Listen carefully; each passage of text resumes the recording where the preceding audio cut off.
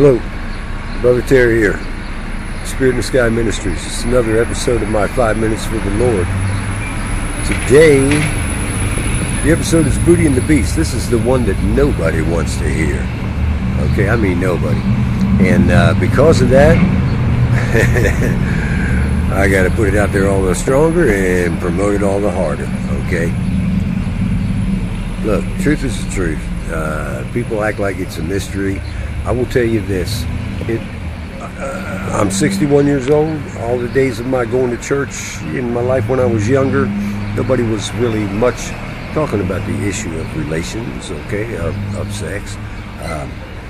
Unless you went to a confessional, you know what I mean? And then you might have spoke of it and you were given whatever penance and everything and so forth. My point is, they don't speak about it in the church, okay? They don't speak about it in the churches that I ministered in later in years as I am an adult. Nobody's wanting to speak about it. Thing is, it's a subject that it involves everyone, and it's laying there waiting for you every moment, every day of your life, all right? And it's an important subject because it has major consequences. It's very clear in here God's position on that thing, okay? There's many people want to act like the Bible don't talk about it much. The Bible talks about it plenty. All right, I'm going to give you a few things because I only do a 5-minute segment, so I'm not going to read them all for you, but I will tell you where to find them, all right? 1 Thessalonians 4:3, Hebrews 13:4, Ephesians 5:3, 1 Corinthians 6:18. These are just a few examples. There are many, many more, all right? And his position is plain and simple, you know? The man and the woman, married, under the eyes of God, faithful to each other. In this instance, the sexual relation thing is excused. And I'm going to say excused. I use that term purposefully. Okay?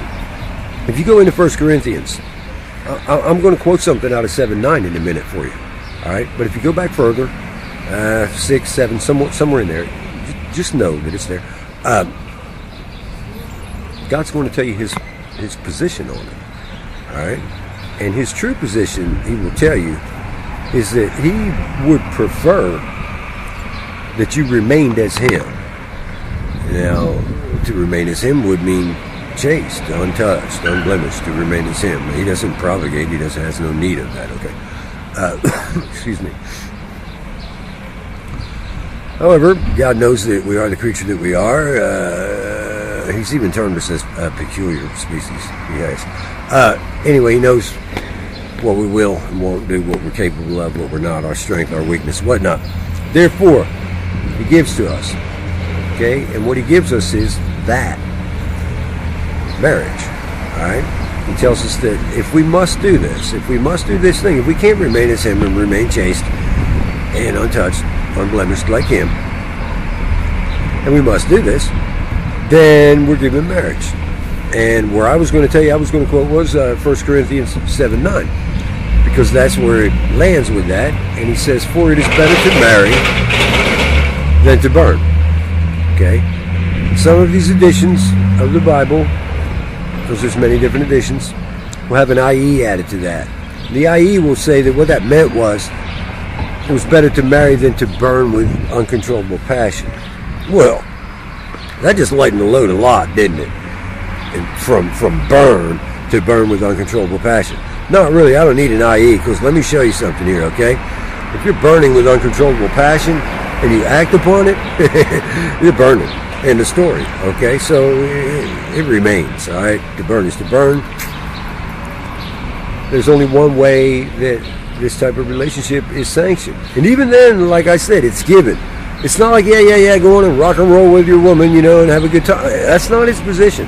He prefer that you didn't do it, knowing that you probably will. Your excusal of it is through marriage, not any other way, okay? And nowadays, in this time and age, everybody wants to, you know, love, and you know, these new age ways. And I'm sorry, but there is no lesbian, there is no homosexual, you know, none of that is included, all right? And he speaks of this too, okay? He tells you who's not going to go to heaven. The effeminate are not going to go to heaven. Okay, the man who would lay with another man. It's plain and simple. you want to stay with him, you want to stay with what he has to offer you, okay, this is the only way. Now, like I said, this is the one that nobody wants to hear, because this one touches all of us, okay? And the truth is a big pill to swallow. Many people spit it back out, all right? Because it puts them in a bad light, that truth, and they don't like to be in that bad light. So they start shuffling, okay? Rationalizing, all right? That's my buzzer. Hang on a second. But you can rationalize your way straight to hell. Alright? And the truth of the matter is, married man and woman, married in union under the eyes of God, faithful to each other, that is when our carnal behavior is accepted. Okay? But no other way. No other time, no other way. This has been 5 minutes for the Lord, Brother Terry. Spirits, ministries. I hope you're having a blessed day. May Jesus be with you. I'll talk to you tomorrow. Amen.